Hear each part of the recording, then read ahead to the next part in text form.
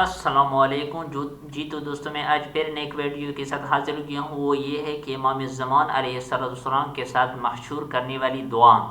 روایت ہے کہ جو بھی اس دعا کو اختیار کر یعنی اس کو اپنی دعا قرار دے اور پڑھے تو اس کا حشر صاحب العصر علیہ السلام کے ساتھ ہوگا. یہ دعا امام زمان علیہ السلام سے مروی ہے. یا نور النور یا مدبر الامور یا باعث من فی القبور صلی علی محمد وعلی محمد واجعل لی ولی شیعتی من ضیق فرجا ومن الہم مخرجا واوسع لنا منہجا واطلق لنا من عندك ما يفرج وافعل بنا ما انت اہلہ یا کریم.